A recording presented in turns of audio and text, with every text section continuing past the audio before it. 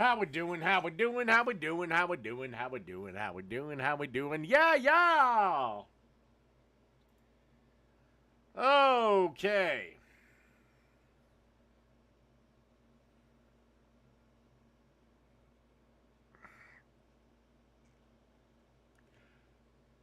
Ow. All right, so we're going to be looking at cooking videos number 35.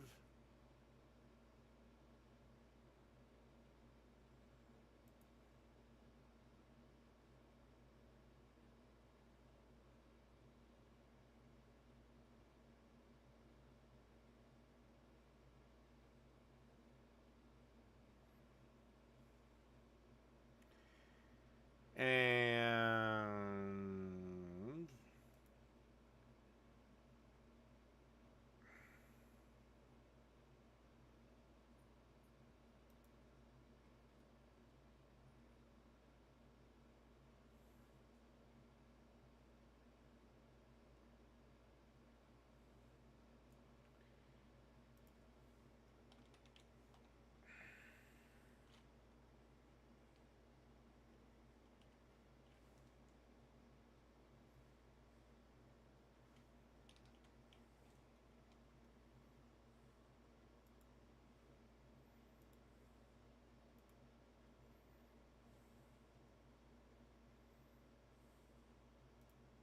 This.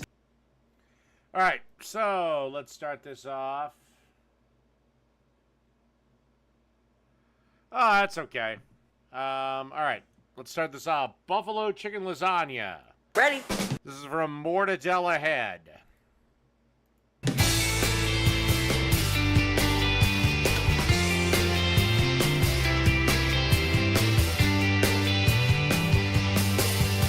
Hey, this is Chuck from Mortadella Head, and today we're gonna make our famous buffalo chicken lasagna. I'm gonna show you what all the hype is. We created this lasagna because our buffalo chicken pizza is so popular. We went to Rome to learn how to make authentic Roman-style pizza from the best Roman pizza guy in Rome. And we came back, it was like crazy. People were buying the buffalo chicken pizza on the authentic Roman pizza shell. So it was like the best of both worlds. Like the best Italian, the Roman pizza bianca, best of America with the buffalo chicken. So we said, well, if they're doing that with a pizza, let's try it with lasagna. And guess what? It worked. Let's make it. Okay, so here's what we have for ingredients today for our buffalo chicken lasagna. Nice creamy ricotta cheese, some grated Romano cheese. We have some gorgonzola cheese. We have these beautiful lasagna sheets. These are homemade, made out of an egg pasta. We have parsley, mozzarella cheese, salt, pepper. We have provolone, our homemade creamy gorgonzola dressing. And then we have these beautiful little homemade chicken tenders that we make. We call them boneless wings in the restaurant. But these are gonna get smothered in buffalo sauce, and then they're gonna get gorgonzola cheese sprinkled on top. It's gonna be awesome. First thing we're gonna do is we're gonna make a beautiful ricotta cheese mixture. And we're gonna start off a couple of nice scoops of this ricotta cheese. So, a couple of big about a spoonfuls of the pecorino romano. Nice fresh parsley. This is Italian flat leaf parsley. A little sprinkle of salt. A little sprinkle of pepper. And here's the trick. Now we're going to add some of our homemade marinara sauce. That's really going to pull this together. Okay, I have never done that with lasagna. Maybe I'll have to. All the flavor from the garlic, the onions, the basil, tomatoes. It's going to turn into a nice pink mixture. We warm up the sauce a little bit. It just helps you mix it up. You just want to give it a nice stir like this. So you incorporate the sauce with everything else, and you want it to turn into a nice pink color like this. So we're ready to move on to the next step. We're going to drop our fresh pasta sheets into this hot water. Give it a couple of minutes and they'll be done. Okay, we have a nice homemade boneless wings here. And we're going to give these a nice chop. I like to do them probably like half-inch cubes like that. These things are still hot. It's burning my fingers. It smells nice. It smells almost like the kid in Kentucky Fried Chicken. Let's add our chicken to the bowl. Let's add some buffalo sauce. Toss this around. Let's coat all the chicken so that there's buffalo sauce on every single bite. Our lasagna sheets are done. Strain off the water. Just put them in a tray for now. Cool off of them. Okay, so we don't want these things to stick together while they're cooling off. So what we're going to do is we're going to peel them apart. We're going to give them a little squirt of olive oil. So that when we're ready to use them, they're not all stuck together.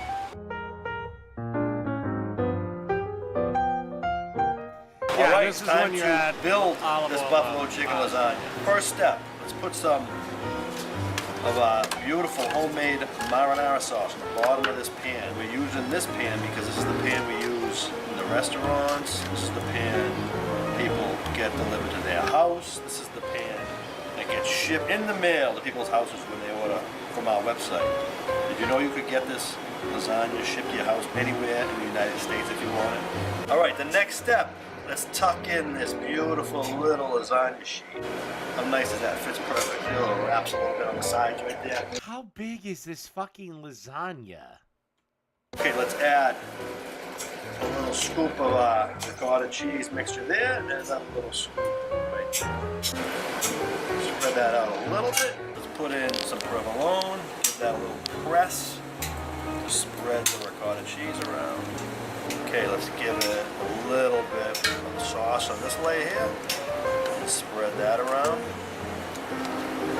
And hit it with some grated Romano. All right, let's layer on a nice little blanket here. Lasagna sheets with some more of this nice cheesy mixture. One on that side, one on this side. Put your provolone down and give it a little push to spread it out. Some people are going to say, I don't use provolone in my lasagna. I never saw that before. That's fine. You don't have to use it. We use it though. So we're going to do a little bit more sauce on top of that. Spread it around. We like it juicy, so we like Where is the chicken coming in? a little sauce on every layer. And give it another little sprinkle of Romano. Okay, let's Oh, I'm not saying it's not looking good. layer on another lasagna sheet. Scoop of ricotta cheese there. Scoop of ricotta cheese there. Let's sprinkle in some of this nice Oh, there we go. buffalo chicken that we made. This is what this one's all about right here. Want to make sure they get some I'm assuming this is a single serve portion.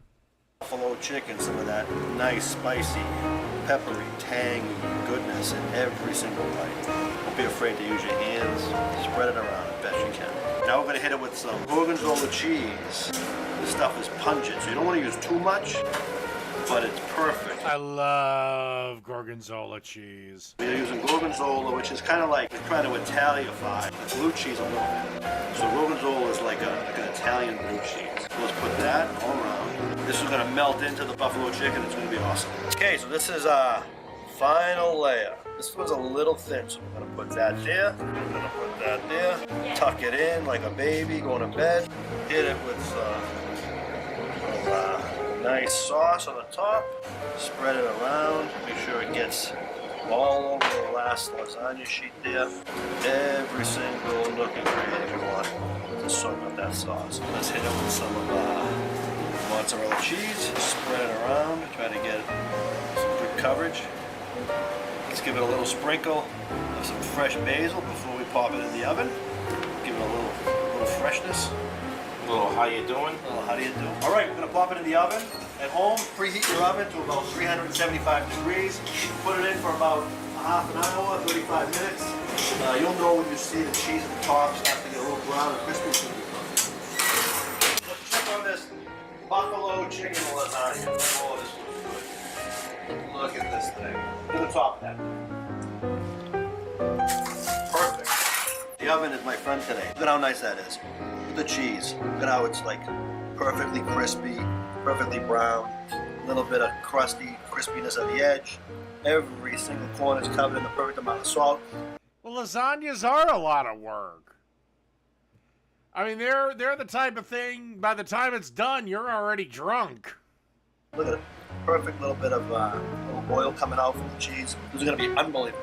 All right, our buffalo chicken lasagna is out of the oven. We have to put on the finishing touch. Finishing touch is, so we're gonna do a little drizzle of the buffalo sauce right on top, just to give it a little kick at the end. And by the way, in case anyone's wondering, I'd eat the shit out of this. Bit of color, like that bright orange color. Then, Hello, a sense of wonder. give another little drizzle of homemade creamy gorgonzola dressing. This is the dressing we use for our buffalo wings. Stuff is awesome. Okay, we're gonna cut into this bad boy right now. Oh boy, this thing is stuffed. Stuffed with buffalo chicken. Stuffed with love. So does this feed 1 or does this feed 4? I'm having a hard time with This thing here, I would say feeds 2 to 4 people. 4 normal people. 2 if you're fat like me and Yeah, Chuck. 2 if you're a fat animal like Ian said. Let's look inside this thing. Ooh, how's it look? It feels heavy. It's heavy, this thing. Do you see the chicken, Stepdog? Yeah. Yeah. How's that cheese? Is cheesy enough for you? Is it saucy enough? It gets cheesy enough. Sexy enough. Oh yeah. This is That's a sexy lasagna. It really is, isn't it? Can't wait to try this. All right. Let's eat this thing. Let's see what we did. Normally I'm like a regular lasagna guy, but our buffalo chicken lasagna is so good. I make an exception. So let's get a piece of the buffalo chicken, get some of the lasagna sheets, get some of the gorgonzola, some of the cheese, the creamy gorgonzola, all in the same fork so we can appreciate all the flavors together. Let's give this thing a shot.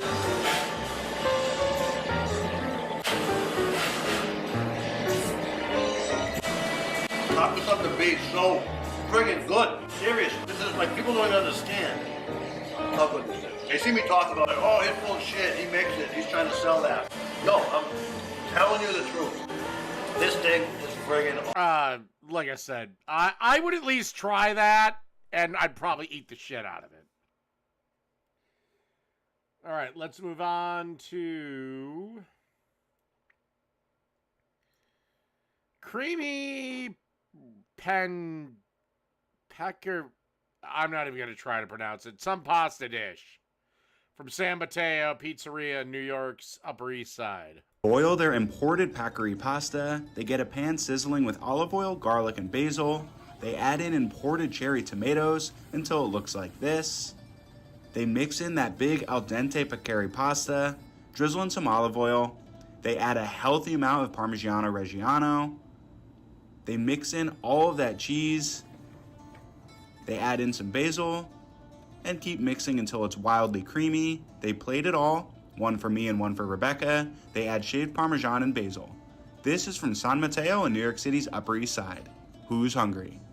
They boil their imported Packery pasta. They get a pan sizzling with olive oil, garlic, and basil. That looks delicious. But now, sadly, I have to bring the mood down. I apologize. 1 hour of Zen. One healthy way to refuel. Ben's Original. All right, guys, we're going to... And we're going to the Cooking with Jack show. I'm sorry. He's going to make the Krabby Patty. turn the clock back. Are you ready? We're going to go back to when I was in California. We're going to go back before I did the cooking show. We're going to go back to when I was an artist manager and I was in Hollywood working and managing other artists. Okay, we're going to go to a Hollywood luncheon that I went to. All right? I went to this Hollywood luncheon and I saw a preview for a brand new it was in 2000. It was an upcoming... What is the difference between luncheon and lunch? Like, is one more of a party or something? cartoon about a square sponge, and I was like, are you kidding me? This show's so not gonna work, right? And they're like, SpongeBob SquarePants, and I'm like, that's the worst name ever. It's totally gonna die, right? Who knew 20 years later it was gonna be as big as The Simpsons? It's one of my favorite cartoons. It's running almost. If The Simpsons ends tomorrow, it's the longest running show on TV. It always has been. There's so many good cartoons out there, but SpongeBob has always been nice, middle of the road, not political, funny all the time. And one of the things that's big on SpongeBob is how to make the Krabby Patty. That's right. So I watched an episode. I'm going through all the episodes right now. I think I'm watching on CBS All Access. And I saw an episode where he made the Krabby Patty. He showed me the order of all the ingredients. And I'm like, oh, I'm going to make a Krabby Patty on the show. I'm going to put it in the same exact order that he did on the bun. And this is it. So come on in close. I'll show you all the basic ingredients. And these are the ingredients that are on that Krabby Patty. I love Krusty Krab.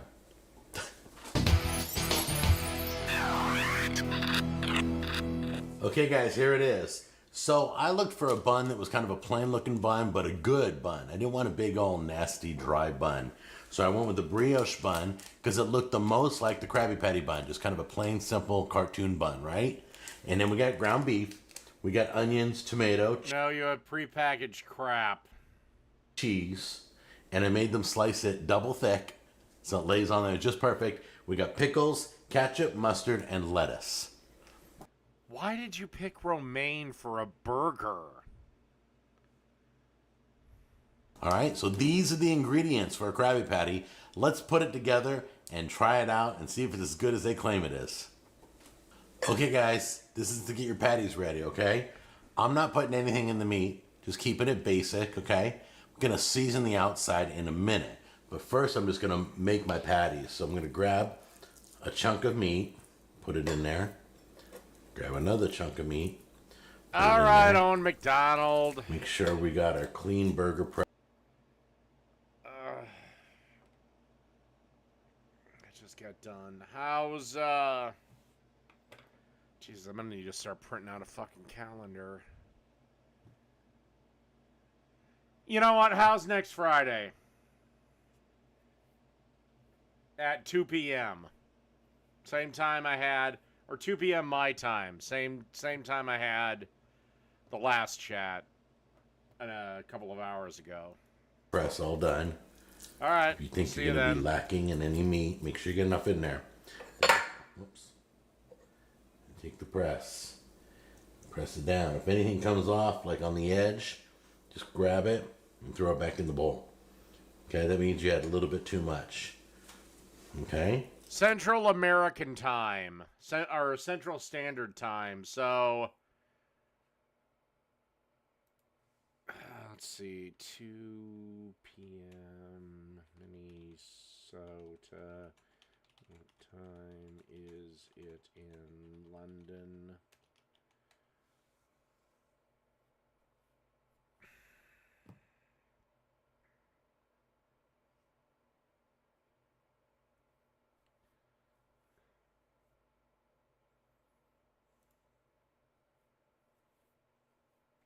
So it'd be about 8 o'clock at night for you.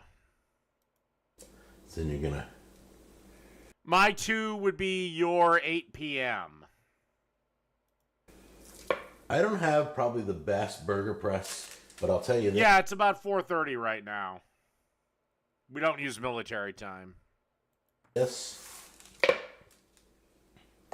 That I probably should have done non-stick spray in the burger press, but good burger press, the bottom comes out so you can lift the patty straight Alrighty. up. See you then. Unfortunately, this one doesn't, so See I'm you going to have to next week. finagle it out. Okay, before we pop these into the refrigerator to solidify them a little bit, right now they're soft and gooey, so we're just going to season them with the Best Gourmet Seasoning Over Taste, my seasoning. Make sure they're on each patty. So that By the way, is there any way for me to buy this? when we put them face down, seasoning side down, in the frying Like pan, a website or something?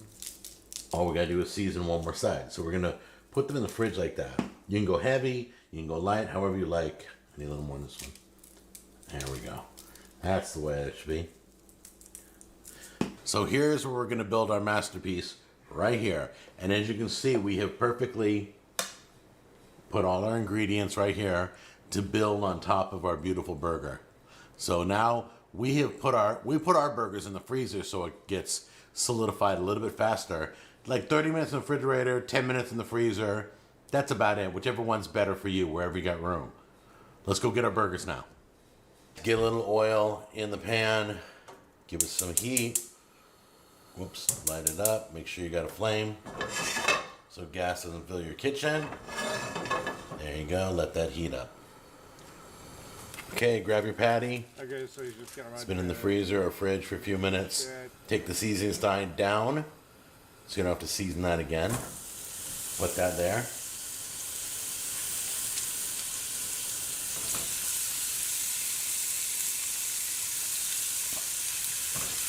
Okay, this side still needs to be seasoned.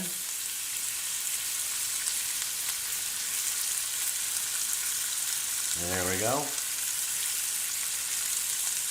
Alright, give it a flip. Remember, the patties are thick, okay? You want to make sure you get a good outer crust. Okay, so excuse me. Apparently Jack's products are no longer The for episode sale. he gives the recipe, the layers and everything, is the one where the guy comes in, eat the burgers, and he says, "This doesn't have any pickles." And he was hiding the pickles under his tongue. Do you remember that episode? Yeah. Well, if you don't, you probably don't watch SpongeBob. So anyway, he finally remembers the recipe. And he says bun, patty. Then he does lettuce. Then he does cheese. Yeah, I've done the Krabby Patty, and I refuse to do that in that order. Sorry, cheese is supposed to be melted on a fucking burger. I actually do have a cookbook actually planned. It's not my recipes, it's more the Dave Chef to the Stars thing. But I'll probably do my favorite episodes of Dave's cooking show. One after that. There's going to be like 50 recipes in the book, so.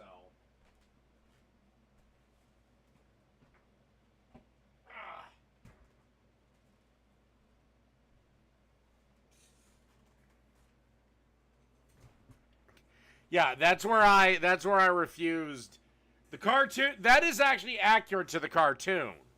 The cheese goes atop the lettuce. I'm sorry, cheese is melted on the meat. Which I'm not Jewish, so I don't have to follow ridiculous rules. I'm not sure why, but that's how he listed it. Usually the cheese should go on the patty, but got to make this one right? Take your onion, place it right in there. Place your tomato right on top of that. Dude, your tomato is Then thicker than the ketchup. burger patty. Then ketchup. Then mustard.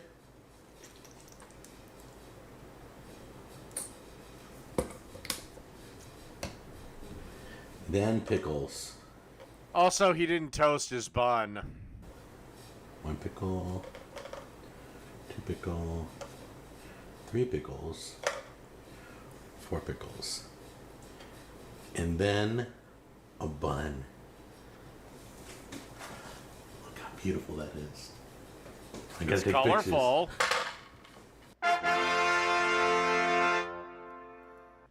Dude, your tomato slice is bigger than your beef patty. The only other person that I've seen do this was Steven Reichland. Okay. Here we're going to do Pit Boss Grills, double smash burgers on the Charleston Onks edition. Okay, it might be a commercial, but fuck it, let's go. With GBQ and welcome to Backyard Bosses. Today we're going to be cooking smash burgers on the griddle of the Charleston Onyx edition. Before we get started, go ahead and like and subscribe. Although I'd like to point out that if they gave me free grills, I would do commercials for these people. For our smash burgers, we're going to use 80/20 ground beef. We're going to roll them out into a meatball that we're going to use to smash on the griddle. You want them thin enough so it has a really good crust. I typically make about 6 or 8 per pound.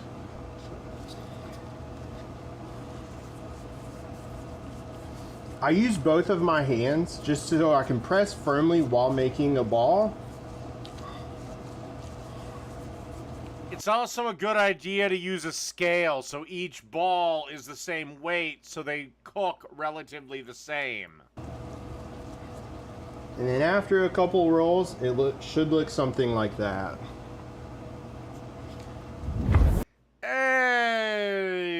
I've kind of warmed on them. I get it. I mean, it wouldn't be my first choice, but again, as I'm getting older, I'm getting lazier. And look, I get it. If you got other shit to do, a pellet grill can be a lifesaver. I'm just saying that you get a better product if you use a stick burner. But a stick burner, you have to be there all fucking day. Like, you can't go anywhere. As you can see, this gets pretty messy. I would pick up some nitrile gloves from Pit Boss. You can pick them up on the website or anywhere that Pit Bosses are sold. Our burgers are gonna cook pretty quickly, so I like to go ahead and toast my buns before putting them on the grill. One thing I like to do is add some mayo to your buns. It's gonna help it toast evenly. You can also use butter. I would say use butter. Mayonnaise is for the end product. You can toast them dry, but he is correct. They generally toast a little bit better if they have some sort of fat on them. You just want to make sure it covers the entire bun, and again, that way it's just going to get a nice even toast. I do not actually own a pellet grill at the moment. So yeah, I'm still using my stick burner, but I get the appeal. I just don't know if I want to go out in that much of a limb and actually buy one. And at that point, we're ready to put it on the griddle. I've got the griddle on a medium heat. We're gonna toast these until they're golden brown. Once I take them off, I'll turn the heat on high for our smash burgers.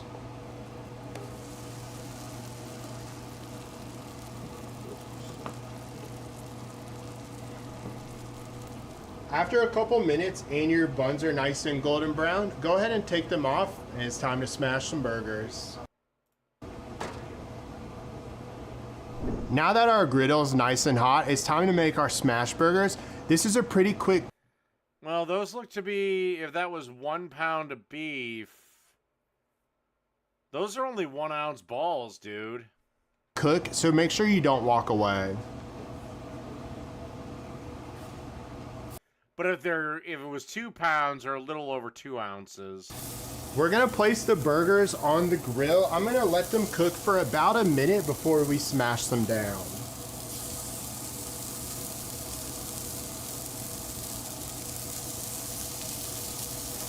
The key is to use a big spatula. We're gonna press it firmly down so it's nice and thin. Make sure to use some parchment paper so it doesn't stick.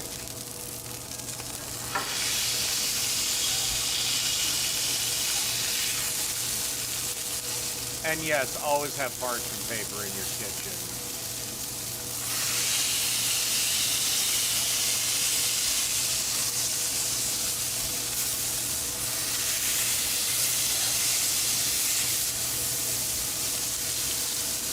Once our burgers are smashed, we're gonna season them up. I'm using Pit Boss garlic salt pepper rub, which is just garlic, salt, and pepper.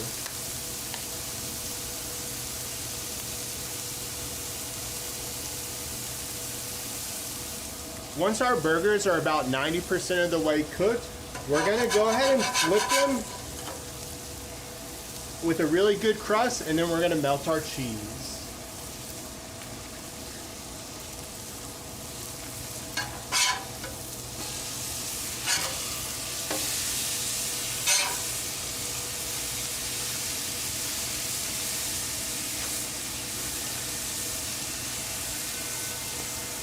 What's great about the Charleston Onyx edition, you can lower the lid, which is gonna help our cheese melt a little bit quicker.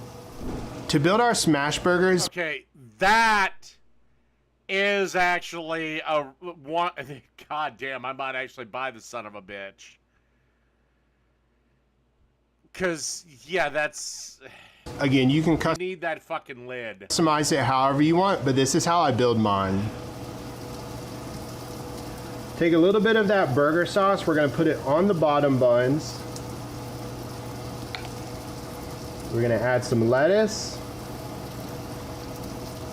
a couple slices of tomatoes, and now it's time for the star of the show.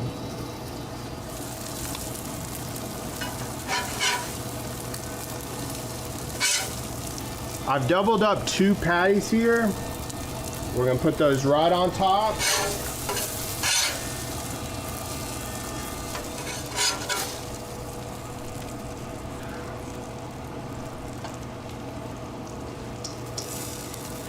Add a little bit more burger sauce, and these are ready to go. Okay, made it double. So about a quarter. And there you pound of have it. meat. So basically it's a quarter-pound patty. So That's how I make smash burgers on the griddle of the Pit Boss Charleston Onyx Edition. I'd eat the shit out of that. No real complaints.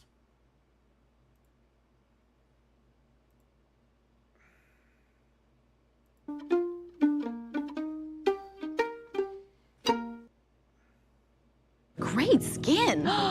Thanks. I got Old Spice body wash to thank for that. All right. Easy homemade chicken pizza. All right, it looks delicious from here. Oh, great. It's those things from India. All right. Not my cup of tea. Where is the yeast, may I ask?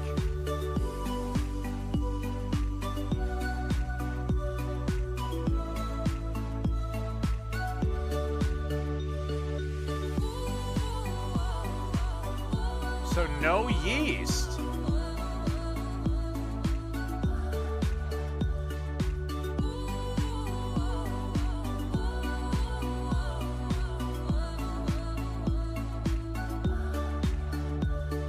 That is odd as hell. No fucking yeast. All right, we're going to see how this looks.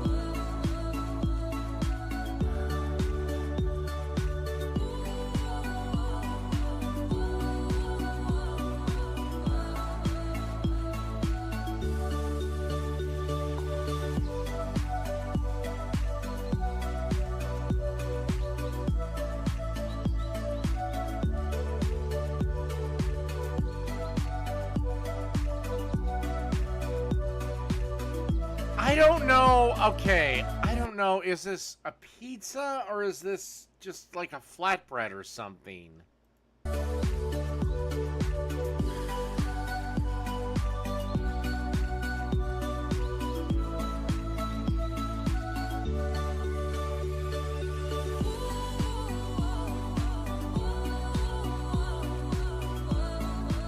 I hate to say this, you should have made your own sauce.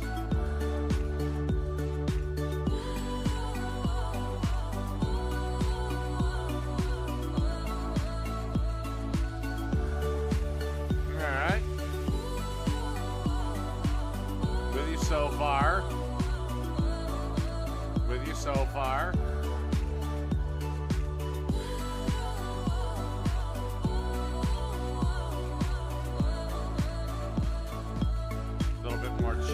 Nothing wrong with that shit.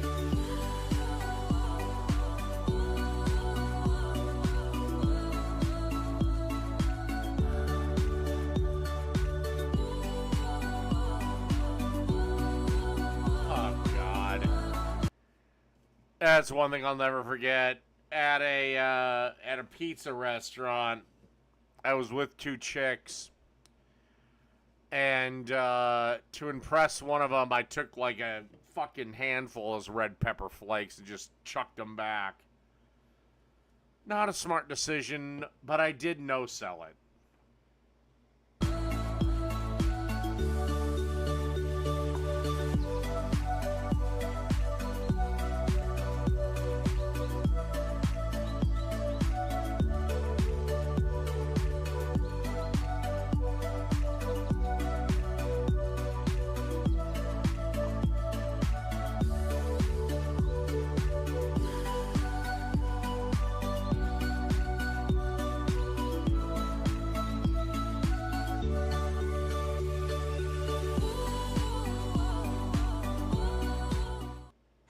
Why choose a Again, I don't know if that's really a pizza. Whatever it is, I would eat the shit out of it, though.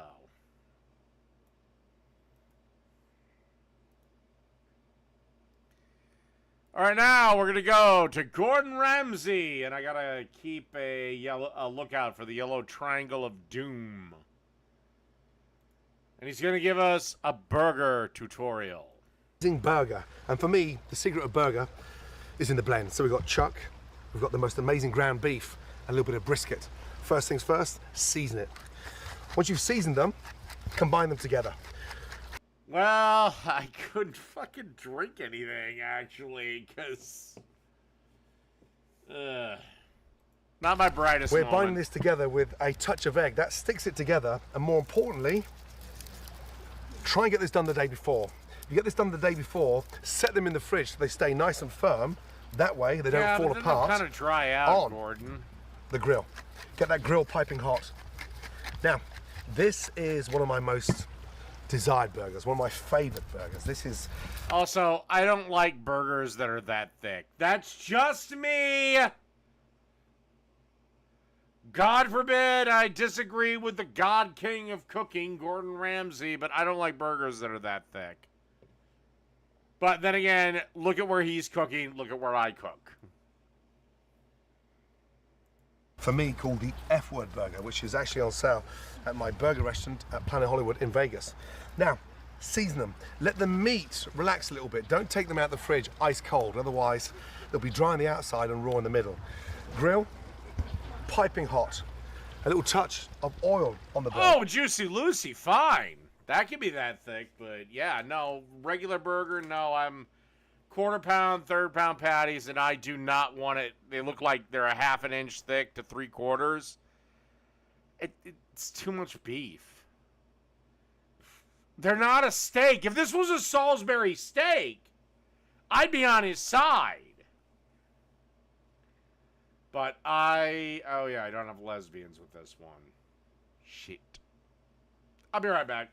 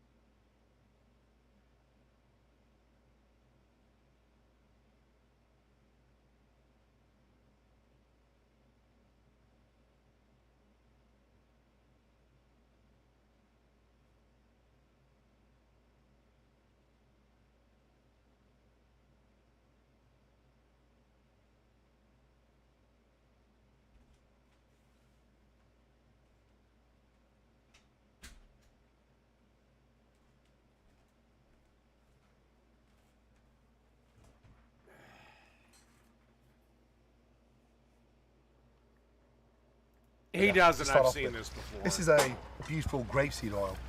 Make sure it's seasoned. Also, roll the seasoning around the edge of the burger. You know, you can't season the burger after it's cooked, so make sure you roll that seasoning around the outside and mop up all that seasoning. Gently oil the burgers and then on. Find the hottest spot, which is normally 2/3 of the way up. Once you put a burger on the grill, the secret is to move it as less as possible. The more you move it, the more chance you've got of breaking the burger. And then look, on. Now from there, lid down. That incorporates the heat, gets a great sear on the bottom, so when we come to turn those burgers, they don't stick. How many times have you stuck burgers on a grill and wondered why it's sticking? Nicely oiled, quick sear, and put that lid down. Really important.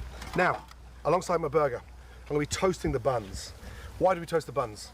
We toast the bun because there's nothing worse than the soggy bun. Yeah, and if the bun's not toasted, that's why the first thing I also put down on a burger is lettuce.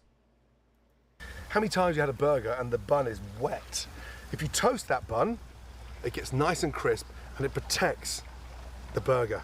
So, salt, pepper, a little drizzle of oil, and lightly toast those buns.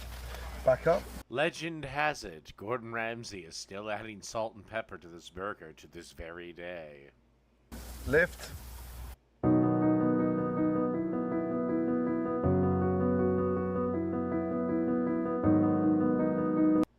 Quick, in, toast those buns. What goes well with the burger? Great cheese, tomato, lettuce, a little bit of mustard mayonnaise, and then these beauties here, grilled onions. Peel the onion, slice them, lightly season them, salt, pepper. Fresh grilled onions on a burger, trust me, delicious. Easy to do, absolutely phenomenal. Now, on, season them. Keep them whole like that. That way they stop breaking up. And then look. I'm a firm believer in toasting both sides of my bun, top and bottom. Onions on, lid back down. Now, look at that bun. Beautiful. Turn these beauties over.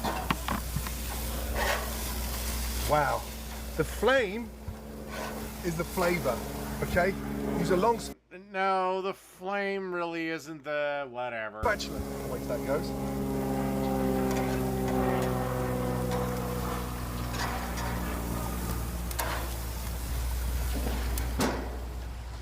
A busy grill is a delicious grill. So, you don't cook the burger and then set it up for dressing. You get set up first. So while the burger's cooking, you get everything done first. It's a Generally, I agree. But at the same point, really important tip. Why? It stops the burger going cold, and also you want to eat it when it's piping hot. Mmm! Look at those babies. Caramelize those onions. Love. But I also generally don't like the idea of the busiest of grills because every time you open up that lid, you release all the heat. Now, it's not as important as smoking, but, I mean, hell, at this point, you might as well just have the goddamn fucking grill open. Love those. Everything's just going to take twice as long. Now, at my burger restaurants in Las Vegas, we baste the burgers with Devonshire butter. Today, we're just going to lightly brush a bit of butter onto the burgers. With that flame underneath, it sort of caramelizes the butter and puts this wonderful flavor on top. So just lightly brush a little bit of butter on there, and it makes the burger so tasty. Now, if you want to become even more chefy, what can you do? Make a red wine butter, a chipotle butter. This is the basic, amazing recipe for a great burger. It's up to you to sort of make it your own, but lightly brushing the burgers with a touch of butter 2 minutes before they come off. So exciting. Look at the color of those burgers. Notice how there's no shrinkage there because we've got the right amount of fat in there. And with this butter, it makes it so flavorsome. Right, time to flip over. Again, literally 3.5 to 4 minutes each side. Look at that. Those burgers look weird. I think it's because they're too fucking thick. Is a burger to die for, and then a light brush. Now, before they come off the grill, lightly season them on the grill. Look, from a distance. The first part of the seasoning is cooked and it's inside that burger. Last part of the seasoning, literally before you take them off. Really important. Season, season, season, season. Close. Now for the exciting part. Here's the base, okay? That's the bum of the burger. Base, base, base. 3 tops, 3 bases. Think about how you're going to assemble this. Think about once it's clutched in your hand. 30 seconds before those burgers come off, I'm going to put my nice, beautiful, rich cheddar cheese on top. So, on. Let's go there. He's got Choose 5 burgers, 3 buns, or 4 buns, and 3 onion things, or what the hell are you doing, Ramsey? on, on, on. Remember, we season underneath that, so the flavor inside is going to be incredible. First off, a little touch of mayonnaise. This is a light mustard mayonnaise. On. Look at that. On. I'm going to go for the top as well. How many times have you seen guests that have opened up a burger and they try to put ketchup or mayonnaise? Once you've assembled the burger, you can't break it down. You've got to put it together and eat it nice and whole. So you want this oozing out the side. That is one thing I will say. I hate it. H-A-T-E, all capital letters, fucking hate it. When I get a burger at a restaurant and it comes disassembled. What I mean by that is, like, you have the top bun open, or you have the top bun open, and then you got the lettuce, the tomato slice, the pickles, the onions, and you just have this sorry ass beef patty with some cheese on it on the other bun. No, if you're gonna make me a burger, have some fucking confidence in the motherfucker. Side. Now, mayonnaise on. From there, take your lettuce and just lightly snap the lettuce, break that in half, and sort of manipulate the lettuce where it sits, literally, on your bun. Snap it, break it, and form the lettuce the same shape of your bun. Snap it, break it, and gently push it down. From there, a nice slice of tomato. At least he used a mandolin. Give me an S, give me an A, give me an L, give me a T. Salt and pepper on that tomato. Lightly season it. Beautifully done. And look, from there, a touch more mayonnaise. A touch, just a touch. Now, here's where You it can goes stop up a level. seasoning! Look at that cheese. That, come on, seriously? Beautiful. On she goes. We think some of the details that make Thursday Boots most special Also, yeah, where is the fucking bacon? are the ones that you can't see. Hey everyone, I'm Number 2, on she goes. I mean, number 3, on she goes. How do we elevate it even more? How do we take that to another level? Look at these. Come on, seriously. I mean, freshly grilled onions to absolutely die for. Take them off. Caramelize the onions. And then the flavor from inside that is incredible. On. On. Be generous with those onions. There. I'm not a big fan of raw onion on a burger. It's too harsh, it's too acidic, and it blows the flavor of that amazing pate. And then look, from there, on, down, and hold that baby. In, on, down, and on. I don't mind the bamboo toothpick. On, down, and in. And look, watch what happens. Look at this. Slice, slice, slice, slice, slice. Down. So if you can't manage a whole one, take half of one. And then look. Yeah, but here's my problem with this cross section. The ratio of meat to every other ingredient is way off. All you're going to taste in this burger, outside of a bit of lettuce here and a bit of tomato there and some sauce, you're just going to have a mouthful of meat. Look. We go. Boom. Boom. And boom.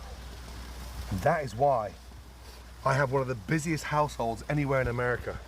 When you've got a neighbor like Stevie Wonder next door that can smell those delicious burgers, Kim and Kanye 3 doors down, trust me, that is a burger to die for. Bon appetit. Yeah, I'm sorry, but I'd make that burger completely differently. I'm not doubting Gordon's skill. I'm not doing that. I'm not doing anything. Because, again, he's cooking there. I'm cooking here. But at the same point, that is not a burger I would want to eat. Or, okay, it's probably delicious. But at the same point, I hate it when the burger is that much of the sandwich. All right.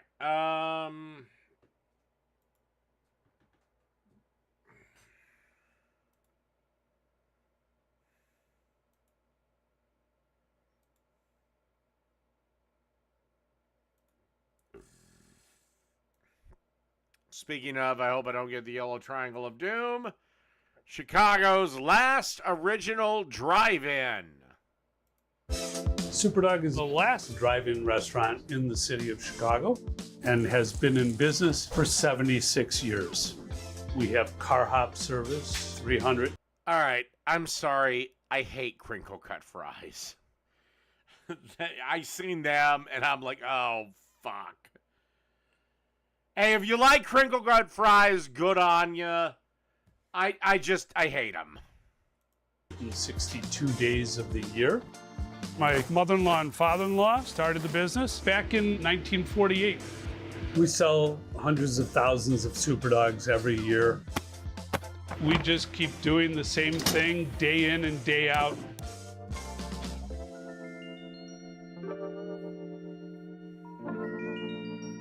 Welcome to Superdog, our family business. I'm Don, one of the co-owners. Come on inside.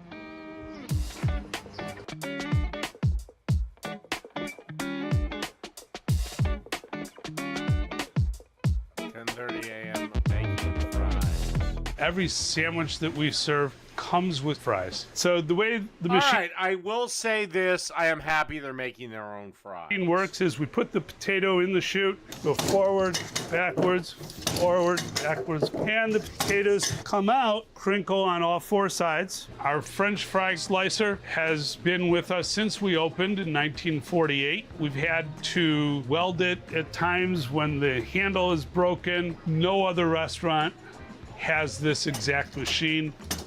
We bring in about 3,000 pounds of potatoes every week, and we hand cut every single one of them. We've rinsed the potatoes before we start to blanch so that we get all of the starch off of the potato. That will help them to fry better. Blanching is basically like par cooking, and what we do is we take the potato and we're gonna put it in the shortening, and we're just gonna let it start to fry about halfway. We are looking for it to get soft to the touch, and then we're gonna bring them over to our blanch rack over here and hang it so that it will dry and cool down. If you cook the potatoes straight through, they're not gonna get crisp as well as if they dry out a little bit, but these fries will be gone by the end of our lunch rush. It's 11 o'clock. We have customers waiting at the front counter. We're gonna turn the lights on and open up for business. All right, so we're in the kitchen here, and the kitchen itself is the original building. It's 12 by 20, so it's very tight and very small. We have a custom-made steam table. It was made back in 1948 when we first opened. It was designed by my father-in-law, Maury. We have 2 chambers for buns and 2 chambers for dogs. The chamber with the tag on it is so that we know that's the one that's cooking and getting ready. The one that doesn't have the tag is the one that we work out of. A traditional Chicago hot dog is steamed rather than charbroiled. Periodically throughout the day, we will need to add water to the chamber because the water will boil off. This order is for just 2 Super Dogs. We use the traditional Chicago condiments, golden mustard, the bright neon green relish, the white chopped onions, kosher pickle spear, hot sport pepper if you like. One is gonna be just mustard and relish with easy mustard, and one is gonna be what we call hold the pickle with peppers, so we call it hold the pickle including. The boxes are made specifically for us to be able to hold the dog and the fries, and it's designed so that we can just pop it against ourselves and it will then lock on the bottom. It's specially vented so that the steam that's in the box are able to escape so that it doesn't get soggy. And that's our first dog. Our second one is going to be hold the pickle including, which means no pickles and with peppers.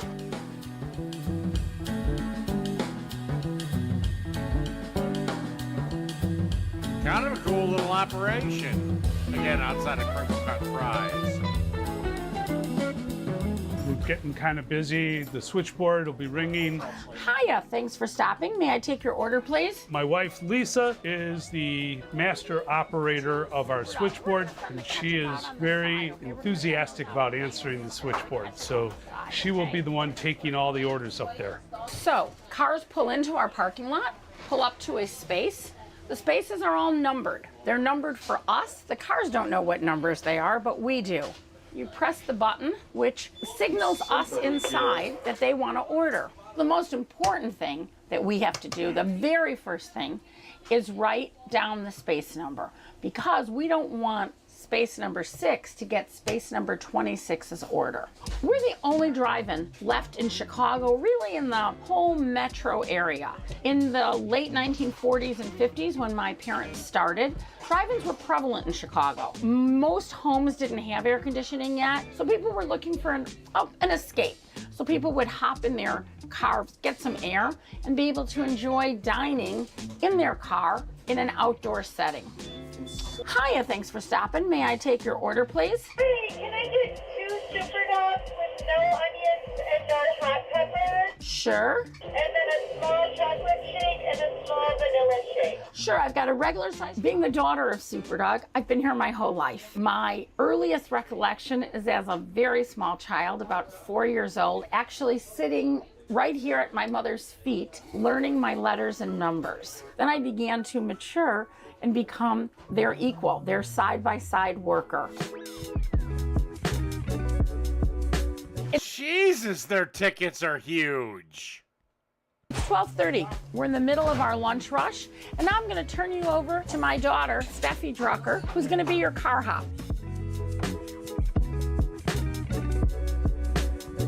And we're ready to go. Being a car hop, once the food's ready, I put it on a tray and bring it out to your car. And then once you're done eating, you flip up a switch on the speaker. Oh, it's so windy. So that we know to come and collect the tray and the garbage, so I make that second trip back to you too. Hello, how you doing today? The challenges of being a car hop, primarily the weather. We're open 362 days a year, and we're out here in all seasons, and a strawberry shake. When people ask like how long I've been working here, I always say I've worked here my whole life. Growing up in a family business, there really isn't that delineation between work and life. City's really living up to its name today. Oh, Jesus, this is a blast from the past. That's for sure. I would come here and my grandma would take orders on the switchboard and I would run them down and like throw them into the kitchen. And then eventually I graduated to like be the car hop and do all the other tasks.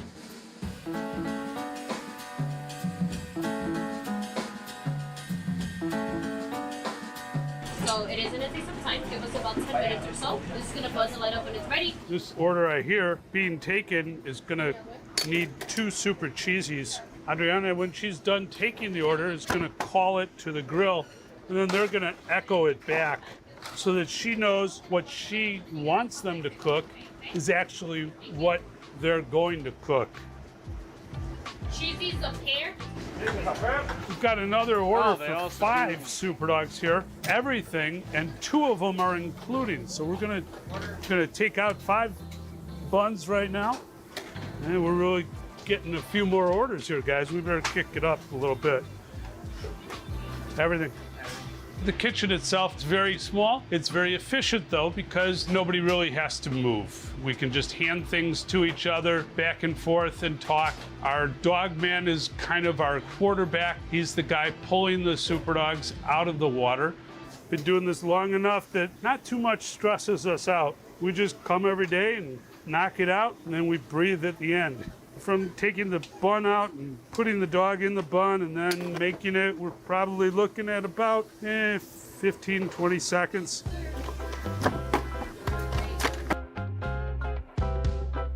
Cheesies to prepare are gonna be make 1 mustard pickle ketchup and 1 ketchup pickle.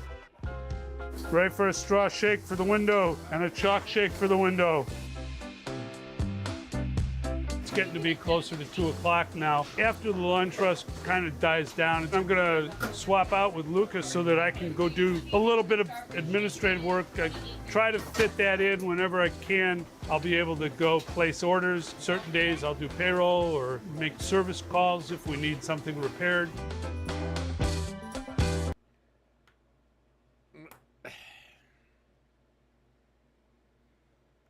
Why wouldn't you just hire somebody to do that?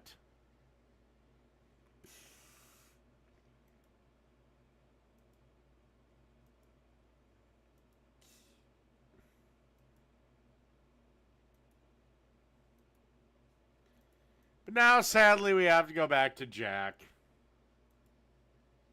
It's called World of Warships. It's incredible. Check this out. This isn't just like a mobile game. This is a real life-size full version of a game, free to entry. That's the best part.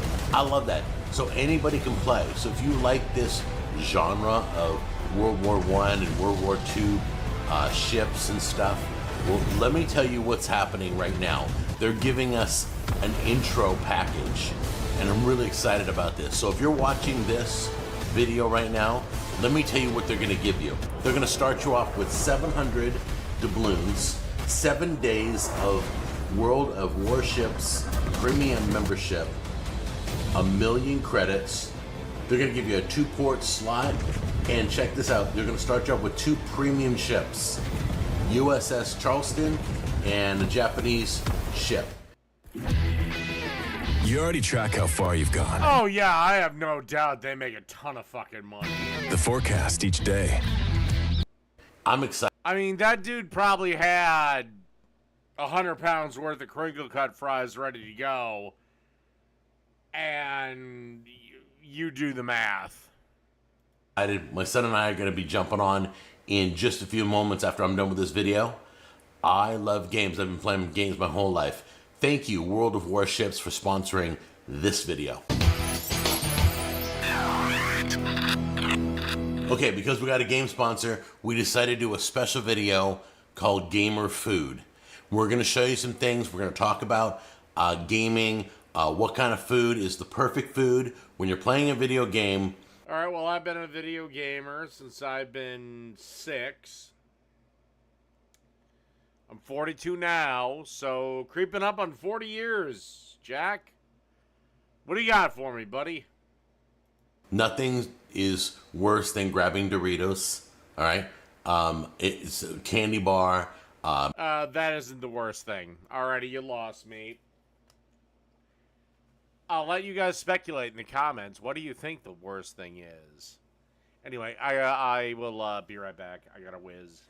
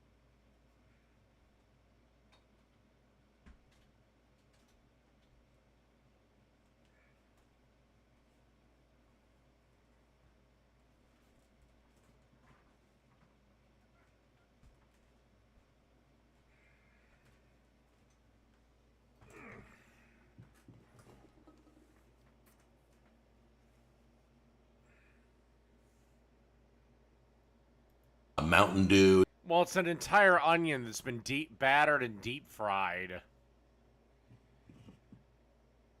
That's all. Think of it as just eating a shit ton of onion rings. Gamer food. Normally, you're grabbing that crap. But I want to talk to you about some other suggestions, some other things. The whole idea of... Anyway, the worst thing to eat while you're gaming is pizza. Why? Pizza's greasy. Grease plays hell on controllers. Gamer food is that you don't get your hands dirty. That's the biggest thing. Okay, guys, this is what I call drinking your food. Now, I've been playing video games I'm not going to drink a cup of nuts. Since the very first video game. I've been around since Pong. Okay? And then there was Asteroids. And then Tempest and everything else and all that. But this is a popular one of mine. Even though I eat pizza and game all the fucking time, I'll just buy another controller. I don't care. You can fill this with like almonds. I got some mixed nuts in here right now. You can put popcorn in here. You can put sunflower seeds in here. And what you do is you grab the cup and just shake a little bit in your mouth like you're drinking. Not too much. Be careful. Just enough to kind of curb your hunger. Yeah, nuts aren't that salty. Nuts aren't that greasy. Until you're done with that marathon. Neither is popcorn. Chips are another matter, but your big enemy is pizza. You want to make sure that this is a tall cup, because this will last you about an hour, hour and a half. All right, so you just grab it, you toss it in your mouth a little bit, shake some into your mouth, and that's it. All right, so next to a gamer's... Oh, cinnamon rolls. I've never eaten cinnamon rolls and gamed, so I couldn't tell you. Control pad or keyboard or whatever they're using to play the game so they don't get food. Because even when I was a wee little lord, somehow my parents always got us to break from the toys on Christmas morning. We had our Christmas breakfast. which was usually either A, cinnamon rolls, or B, French toast. But if my memory serves, a lot of the time, breakfast on Christmas Day didn't come till like 10 o'clock. Well, kids are bouncing off the walls. My father would try to keep us from waking up Mom. He got about an hour. Christmas morning, both me and my sister were up by like 6. And Dad could hold us back till 7, and then I can't hold them back any longer. Food on it. This is a gamer's best friend right here, toothpicks. So you want to, hors d'oeuvres are great. I don't know, maybe it was Dad just delaying the day he knew he had ahead of him, which was putting all our shit together. You want to do food that can be eaten with a toothpick, because once a toothpick can pick up the food, then it can be eaten right away, get back to the game, not a problem. So we're going to be using this in the next few appetizers I'm going to show you that I think are really good for gamers that you probably never even thought of. Okay, most of the time, Mom's usually making food for the kid who's playing the games. So if you're preparing the food, or if you're a gamer and you pre-make food, that's fine. My son will come down here and cook something really fast, put it on a plate, and run back upstairs and start playing again, okay? So here's a suggestion. So try to keep them away from starches and salty stuff. We're gonna be showing you one in a minute that's not really healthy, but it's pretty tasty and gamers love it. But try to go towards meat and vegetables, okay? So we're gonna start with some meatballs. There are different. Jack, the concept of you and health, well, that's an oxymoron, my friend. Frosted. They're just your regular average meatballs that you buy at the store that aren't cooked yet, okay? So we're gonna cook them. We're gonna flavor them right now. So let's go get our flavors. So the key is not to just make meatballs, all right? Don't just cook meatballs. That's bland and boring. You wanna spice them up a little bit, give them some flavor, okay? So let's throw them in a bigger bowl so we can mix our stuff around. So got our meatballs in there, and then. Well, yeah, and truth be told, I remember a couple of Christmases when my sister, because I'm older than her, I'm about 4 years older than her, and he'd keep me entertained. We'd watch Looney Tunes because, well, we gotta wait for baby sister to wake up, and then the second she woke up, Mom was up anyway. I was screaming so damn loud.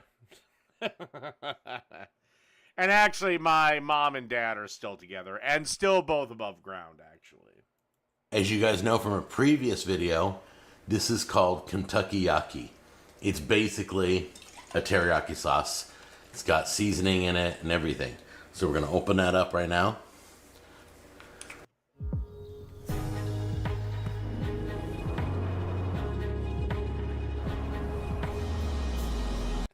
But yeah, he tried to give Mom an extra hour on Christmas, and he got his hour. And then we're going to apply a little bit of that in here. All right, we're gonna apply a lot of it in here. There we go. That gives those meatballs some flavor. Now we're gonna grab some of our red pepper flakes that are chopped up. We're going to take a little bit and sprinkle it on there to give it some kick too. Not too much, but just give us some heat. Give it some more flavor, okay? Then you take this and you mix it around. And if you have to, get your hands dirty. Make sure your hands were washed before you started. Okay? I don't know about you guys, but I'm addicted to these liners that go right into a cookie sheet. The silicone liners. They wash easy. I don't have to use parchment paper. I don't have to use foil. I don't have to spray this. These are great. So all you're gonna do is take your meatballs and put them on the, get them out. Make sure they're spaced out. Make sure they're not touching each other so they can bake. All right, where are you going with this? All right, you baked, Uncooked meatballs. You may be buying cooked meatballs, you're just heating them up. But if you're uncooked, cook them all the way, all right? And then get your toothpicks ready. You're doing... That's right. Beef franks with a little puff pastry around the outside. Toothpick will go right through. So all you're doing is just creating, oh God, what the devil is it? I can't remember. You don't need toothpicks for these things. Also, you're not cooking anything. You're just heating shit up that's already been made. Anyway, that's where I'm going to end this broadcast. Anyway, hope everyone had a good time, and good night, everybody. Oh, decent chance I may be on Twitch a little bit later, but I have one last dish to cook. So, yeah. But outside of that, good night, everybody.